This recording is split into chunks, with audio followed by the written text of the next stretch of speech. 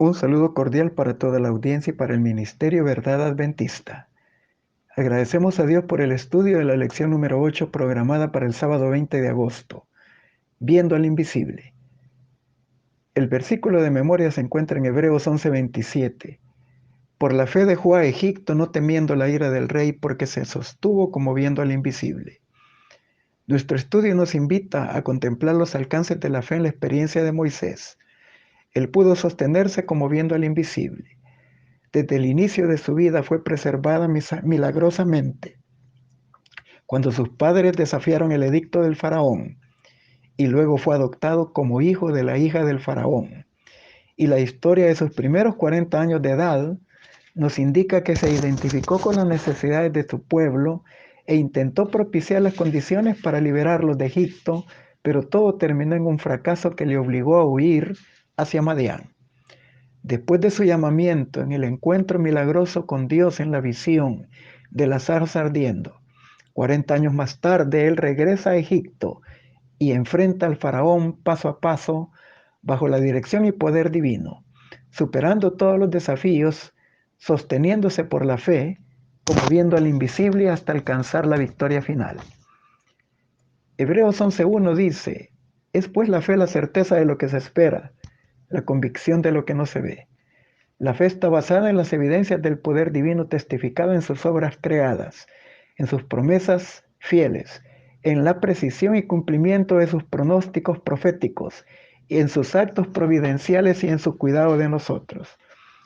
Pero la mayor evidencia en la cual debemos de ejercer fe es el amor manifestado en la encarnación de Cristo, quien fue provisto no solo para que anduviese entre nosotros, sino para que muriese en nuestro lugar.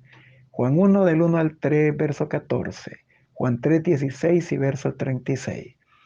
Y habiendo redimido a la raza humana en la cruz del Calvario, por su resurrección entre los muertos quebrantó el poder del pecado y de la muerte. Efesios 1 del 18 al 21.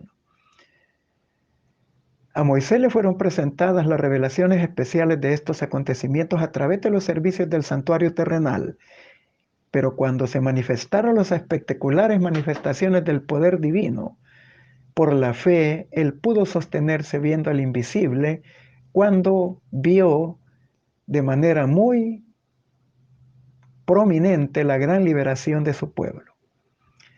En nuestro estudio nos centraremos en dos temas principales sobre la fe y la duda. Primero, ¿por qué dudamos? Y segundo, el fundamento de nuestra fe. Finalizando con las aplicaciones pertinentes. Iniciemos nuestro estudio. ¿Por qué dudamos? Es paradójico saber que Dios es amor, 1 de Juan 4:8, y no sentir la sensación de su presencia en nuestros momentos difíciles, máxime cuando se prolonga el tiempo y no vemos que obra en nuestro favor.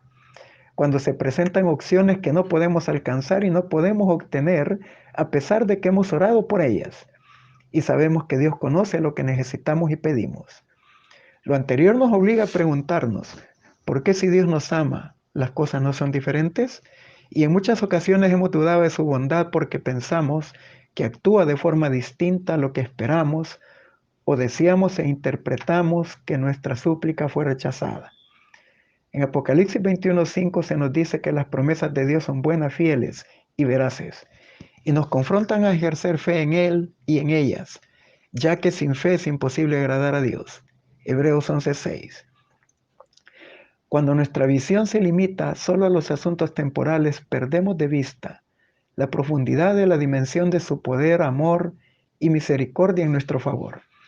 En Romanos capítulo 8, del verso 28 al 39, el apóstol Pablo nos dice por lo menos tres cosas importantes que desafían nuestra fe y confianza en Dios.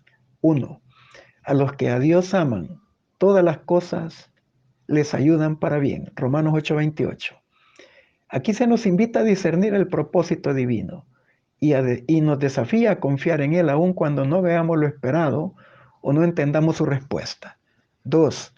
Si Dios por nosotros, ¿quién contra nosotros? Romanos 8:31. Esto también nos invita a creer que no estamos solos aun cuando todo pareciese en nuestra contra o avanzamos en contra de la corriente. y se nos garantiza que en el momento señalado por su providencia, Dios dará la victoria. 3. El que no escatimó su propio Hijo, sino que lo entregó por todos nosotros, ¿cómo no nos dará con él también todas las cosas? Romanos 8:32. Esto nos confronta y nos invita a estudiar las implicaciones del sacrificio expiatorio de Cristo, su muerte por nosotros para pagar la deuda de nuestras transgresiones y darnos oportunidad de rehacer la vida destruida bajo una nueva perspectiva que llamamos nuevo nacimiento, bajo la promesa de salvación y vida eterna.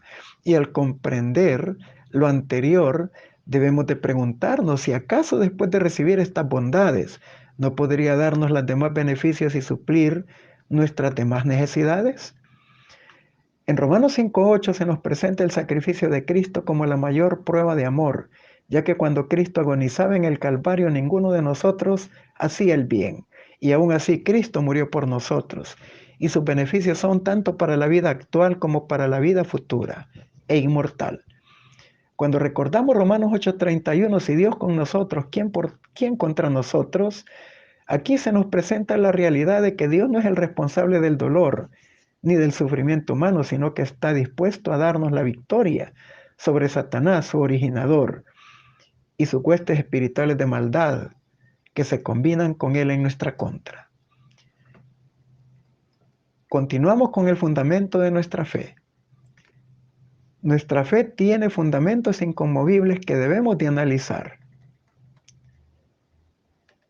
Y sobre todo confrontarnos cuando las vivamos las experiencias de nuestros momentos difíciles. Número 1. El fundamento de la autoridad y el poder que posee el nombre de Jesucristo. En Juan 14:14, Cristo dijo, si algo pidieres en mi nombre, yo lo haré. Generalmente hacemos esta exposición de necesidades y solicitudes de ayuda divina cuando oramos, y nuestras plegarias deben de ser acompañadas con fe. Mateo del capítulo 7, del 7 al 11, y Santiago 1, versos 5 y 6. Los discípulos pidieron a Jesús, enséñanos a orar, Lucas 11:1, y en respuesta les enseñó el Padre Nuestro, Mateo capítulo 6 y Lucas capítulo 11. Esta oración tiene características especiales. Número 1, se dirige al Padre Celestial. Número 2, fue diseñada en forma plural y nos invita a la intercesión por las necesidades temporales y espirituales nuestras y las de nuestros semejantes. 3, después de reconocer la gloria de Dios, le solicitamos su providencia y finalizamos usualmente nuestra oración invocando el nombre de Jesús y el amén final. Aquí reconocemos la autoridad que tiene el nombre de Cristo, pero también debemos ser cuidadosos de no albergar la falsa premisa de que al invocar el nombre de Cristo, de forma automática Dios está obligado a contestar las oraciones de forma incondicional. Solo las oraciones que cumplen las condiciones bíblicas tienen respuesta efectiva. Las respuestas pueden ser un sí, un no o un espera, y en su defecto pueden ser estorbadas por la discordia o los pleitos en el ámbito familiar y eclesiástico, 1 de Pedro 3:7 y Efesios 4:26-27. Y muy importante es aceptar que Dios no escuchará la oración de un corazón que esté inclinado al pecado, Isaías 59:2, Proverbios 28:2, y 2 de Timoteo 2:19, que dice expresamente, y apártese de iniquidad todo aquel que invoca el nombre de Cristo. Solo las oraciones del corazón contrito y humillado no despreciarán nunca a Dios. Salmo 51:17. Pero partiendo del supuesto de que hemos cumplido las condiciones bíblicas e invocado el bendito nombre de Jesús con reverencia y santidad, el hecho de que no veamos inmediata respuesta a nuestras plegarias no significa que Dios es indiferente. Y aunque no percibamos, la autoridad del nombre de Jesús hace que toda la maquinaria celestial obre en nuestro favor. Recordamos el sueño de la escalera mística de Jacob, sin pasar por alto que nuestro Señor Jesucristo es el único mediador entre Dios y los hombres. Juan 1:51, Juan 14:6 y 1 Timoteo 2:5, y que por su medio tenemos acceso al Padre y al ministerio activo de los ángeles poderosos en fortaleza, que actúan en favor de quienes heredarán la salvación, Hebreos 1:14. Dios interviene de forma espectacular como en la confrontación de Elías. con los profetas de Baal cuando llovió fuego del cielo, o como fue el majestuoso día del Pentecostés, cuando se derramó el Espíritu Santo. Pero también actúa en forma muy humilde como cuando un ángel visitó a Jesús en su agonía en el monte del Getsemaní. Lucas 22 del 39 al 43. Y esto también nos da en claro en la curación de Naamán el sirio, que esperaba un acto espectacular de sanidad de su lepra, pero Dios a través del profeta solo le ordenó que humildemente se zambulliera 7 veces en el río Jordán y quedaría sano. Segunda de Reyes capítulo 5, versos 10 y 14. Cuando nuestro Señor Jesucristo pronunció estas palabras, si algo pidieres en mi nombre, yo lo haré, Juan 14, 14, Él anticipó su victoria en la cruz, donde Él recibiría después de su resurrección toda potestad en el cielo y en la tierra. Mateo 28, 18. Y en su resurrección, tal como lo presenta en el contexto del capítulo completo número 14 de Juan, Él iría al cielo para interceder por nosotros a la diestra del Padre y nos daría el mayor de sus dones, el Espíritu Santo, bajo la autoridad de su nombre. Y así nos dice que si pedimos algo conforme a su voluntad, cumpliendo las condiciones bíblicas, tendremos una respuesta especialmente. En Romanos 8, 32 y 34, Pablo nos recuerda esta autoridad. El que no escatimó a su propio Hijo, sino que lo entregó por todos nosotros, ¿cómo no nos dará también con Él todas las cosas? Cristo es el que murió, mas también el que también resucitó, el que además está a la diestra de Dios y el que también intercede por nosotros. Pero también tenemos como fundamento el poder de su resurrección, que dice Pablo en Filipenses 3:10, a fin de conocerle y el poder de su resurrección y la participación de sus padecimientos, llegando a ser semejantes a él en su muerte. La resurrección de Cristo es otro fundamento para la fe cristiana, por muchas razones. Uno, porque garantiza que hay vida después de la muerte. Primera de Corintios 15, 13, 14. Y que todas las demás promesas tendrán cumplimiento por causa de la resurrección de Jesús en su segunda venida. El mismo Señor, con voz de mando, con voz de arcángel y con trompeta del cielo descenderá, y los muertos en Cristo resucitarán primero. Primera Tesalonicenses 4:16. 2. La resurrección de Jesús confirma su identidad como Mesías Salvador de la humanidad, y para Pablo, Jesús como descendiente de David según la carne, fue proclamado Hijo de Dios con poder según el Espíritu de Santidad por la resurrección de los muertos, Romanos 1, capítulo 1, versos 3 y 4. Pero en el día del Pentecostés, el apóstol Pedro dijo de Jesús, Jesús Nazareno, varón aprobado por Dios entre vosotros, con maravillas, prodigios y señales que Dios hizo entre vosotros por medio de él, a este que prendisteis y mataste por manos de inicuos, crucificándole. Dios le levantó habiéndole librado de la muerte, porque era imposible que fuese retenido por ella. Hechos 2, 22 al 24. 3. Pablo explica que después de resucitar a Jesús le devolvió la vida y también le devolvió su sitio a la diestra de su poder. Hechos 2:30, que es el poder para gobernar y proveer todo lo que su pueblo pueda necesitar por toda la eternidad. Efesios 1, versos 18 y 19. 4. En Hechos 2, 32 y 33 dice, a este Jesús resucitó Dios, de lo cual todos nosotros somos testigos, así que exaltado a la diestra de Dios, y habiendo recibido del Padre la promesa del Espíritu Santo, he derramado esto que vosotros ves y oís. La resurrección de Cristo y su exaltación confirman su potestad en el cielo para enviar la mayor de las bendiciones, que es la promesa del Espíritu Santo, para que obre su poder transformador y aplique sus beneficios de su victoria en nuestras vidas. Quinto, el poder de la resurrección de Jesús comienza a dar su fruto en esta vida y se verá plenamente en la segunda venida de Cristo para una eternidad. El poder de la resurrección comienza a actuar en nosotros aplicando el poder salvífico de Cristo cuando nos unimos en vida y destino a Él en el bautismo. Ahí nuestra vieja naturaleza y vida llegan a su fin y una vida nueva comienza. Cuando fuiste sepultados con Él en el bautismo, también resucitaste con Él por medio de la fe en el poder de Dios que lo levantó de los muertos. Y cuando estabais muertos en ofensas y en la incircuncisión de vuestra carne, Dios os dio vida juntamente con Él, cuando Él nos perdonó todas nuestras transgresiones. Colosenses capítulo 2, versos 12 y 13. Por lo tanto, si habéis resucitado con Cristo, continúa Pablo diciendo, buscad las cosas de arriba, donde está Cristo sentado a la diestra de Dios. Poned vuestras mentes en las cosas que están por encima, no en las que están en la tierra, porque habéis muerto y vuestra vida está escondida con Cristo en Dios. Colosenses capítulo 3 del 1 al 4. Quinta razón, la resurrección de Cristo confirma que por su victoria nos hizo legalmente justos ante Dios.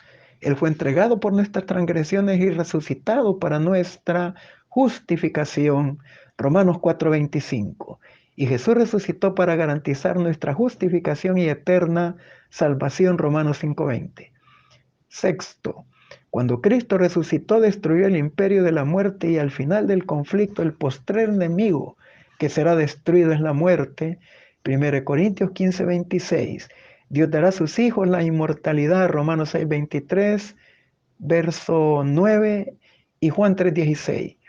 Y la vida eterna inicia su poder cuando recibimos el poder de vivir una vida victoriosa aquí y ahora, hasta que en la segunda venida recibamos la investidura de la inmortalidad e incorrupción. 1 Corintios 15, del 54 al 56. Octavo, la resurrección de Jesús garantiza nuestra resurrección en su segunda venida. Juan 5, 28, 29. 1 Corintios 15, del 20 al 23. Primera de Tesalonicenses 4, de 16, 17. Y Él nos dará un lugar en su reino y en su trono. También reinaremos con Él, segunda de Timoteo 2:12. Y el que venciere le daré que se siente conmigo en mi trono, así como yo he vencido, y me he sentado con mi Padre en su trono. Apocalipsis 3:21. 9. La resurrección de Jesús garantiza que Dios juzgará a su pueblo con justicia, porque ha establecido un día en que juzgará al mundo con justicia por aquel varón a quien designó, dando fe a todos con haberle levantado de entre los muertos. Hechos 17:31. Y finalmente, número 10, la resurrección de Jesús confirma la veracidad de las Sagradas Escrituras. 1 Corintios 15, versos 3 y 4, Hechos 2:27 y versos 30 y 31. Teniendo estos fundamentos, Pedro nos aconseja echando toda nuestra ansiedad sobre Él, porque Él tiene cuidado de nosotros. 1 de Pedro 5:7.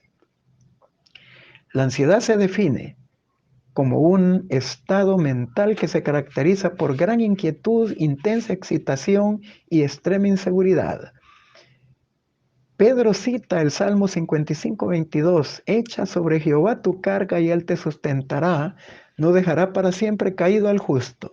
Y aunque no siempre quitará la carga, sostendrá a los que confían en Él. Y Él añade, porque Él tiene cuidado de nosotros. Por lo tanto, debemos de echar de nuestras vidas todo afán, ansiedad y preocupación y descansar en Cristo. Mateo 11, verso 28. Dios anhela hacer esto por nosotros y sin embargo es increíble cómo nos las arreglamos para aferrarnos a nuestros problemas hasta que estamos a punto de desfallecer. Y el problema para muchos es que esto es demasiado bueno para creerlo como verdad. La buena noticia es que Dios todavía está interesado lo suficientemente en nosotros como para intervenir cuando se nos avalancha sobre nuestras vidas cualquier tipo de calamidad, enfermedad, desilusión o golpe bajo del diablo, y para poder transformar cualquier situación en nuestro beneficio. Dios desea que no caigamos en la desesperación y en la oscuridad de la ansiedad o en la depresión. No debemos de pasar por alto también la teología del capítulo 53 de Isaías, que aplicamos parcialmente cuando aceptamos que Cristo llevó en su cuerpo nuestros pecados en la cruz.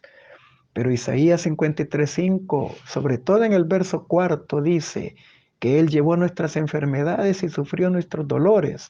El Señor nos dijo, venid a mí todos los que estéis trabajados y cargados, y yo os haré descansar. Mateo 11:28. El Señor no ha cambiado. Sigue siendo el misericordioso, fiel y compasivo sumo sacerdote dispuesto a socorrer a todos los que somos tentados. Hebreos 2:17 y 18. O a quienes sufrimos situaciones que salen de nuestro control. Y finalmente, nuestro estudio nos invita a considerar la importancia del discernimiento espiritual para poder comprender que Dios sigue teniendo el control de los tiempos y de los acontecimientos humanos, aun cuando las circunstancias que nos rodeen sean dolorosas e insoportables. En la experiencia del reino de Judá a causa de sus pecados, cuando fue llevado al cautiverio babilónico durante 70 años, según lo profetizado, Jeremías 25:11, Dios castigaría después a Babilonia en el tiempo de los reyes medos y persas. Un remanente volvería a la tierra. Daniel 9:24 al 27. El diablo conocía estas profecías y movió todas las variables posibles para impedir el cumplimiento del tiempo de la venida del Mesías y la liberación prevista por Dios para la humanidad, y lanzó una ofensiva también para exterminar al remanente de Judá e impedir el cumplimiento de los propósitos divinos. El libro de Esther, que en su contenido no menciona a Dios ni una sola vez, nos narra la dramática historia de la intervención divina para salvar a su pueblo cuando una ley irrevocable estaba en vigencia para destruirlo. La historia pasada del pueblo de Dios provee luz acerca de los eventos finales y tenemos a nuestra disposición un panorama completo en las profecías de Daniel y Apocalipsis que anuncian la llegada del tiempo de angustia como nunca lo habrá desde que hubo gente hasta entonces, y que se volverá a perseguir al pueblo de Dios y se introducirán nuevamente una ley para su destrucción. Daniel 11, 44 al 45, Daniel 12:1 y Apocalipsis 13:15. Sin la intervención divina, la destrucción del pueblo de Dios sería inevitable, pero la Biblia registra ejemplos de asombrosas liberaciones de los hijos de Dios, como sucedió con los 3 compañeros de Daniel, que se negaron a adorar la estatua de oro del rey Nabucodonosor y fueron lanzados en el horno de fuego, y salieron de él ilesos. Daniel capítulo 3, versos 16, 17 y 21 al 27. Y también la liberación misma de Daniel, de morir devorado por los leones cuando por mantener activa su vida devocional fue sorprendido en oración, y cuando arbitrariamente se había recomendado al rey Darío un edicto que prohibía todo tipo de comunicación con otro ser que no fuera el rey. Daniel 6, versos 7 y 8, verso 16 y del 22 al 23. Y Dios envió a su ángel y le dio gran liberación. En los días del rey Asuero, Dios estuvo al control de todas las variables desde la misma destitución de la reina Bastí hasta la llegada de Esther como nueva esposa al palacio del rey para poder interceder por su pueblo cuando Amán había persuadido al rey Asuero de que el pueblo judío era un pueblo que merecía ser exterminado. Esther capítulo 3, verso 13. El mismo Dios que salvó a sus escogidos en el pasado también volverá a salvarlos en la crisis final. Finalizamos con las aplicaciones pertinentes. Que nadie se desanime, porque Jesús vive para interceder por nosotros. Hay un cielo que ganar y un infierno que escapar, y Cristo está interesado en nuestro bienestar. Él ayudará a todos aquellos que le invoquen. Debemos mezclar fe en todas nuestras oraciones. No podemos bajar a Cristo, pero la fe puede elevarnos a la unidad y la armonía con la perfecta norma de justicia. Tenemos un enemigo astuto que enfrentar y conquistar, pero podemos hacerlo con el nombre del Todopoderoso. Review en Herald del 30 de octubre de 1888. Libro de la oración, página 320. Muchas de las profecías están por cumplirse en rápida sucesión. Todo elemento de poder está por ser puesto en acción. La historia pasada se repetirá y viejos conflictos resurgirán a una nueva vida, y el peligro asediará a los hijos de Dios por doquiera. El Cristo triunfante, página 315. Las agencias del mal se coligan y acrecentan sus fuerzas para la gran crisis final. Grandes cambios están a punto de producirse en el mundo y los movimientos finales serán rápidos. Eventos de los últimos días, página 13. La misma mente magistral que maquinó contra los fieles en los siglos pasados sigue procurando librar de la tierra de aquellos que temen a Dios y obedecen su ley. Satanás excitará la indignación contra la humilde minoría que concienzudamente se niega a aceptar las costumbres y tradiciones populares. Hombres de posición y reputación se unirán con los inicuos y los viles para maquinar contra el pueblo de Dios. No teniendo un asidis en las escrituras para presentarlo contra los defensores del sábado bíblico, recurrirán a leyes opresivas para suplir la falta. Sobre este campo de batalla se produce la última gran batalla del conflicto entre la verdad y el error, y no se nos deje en duda en cuanto al resultado.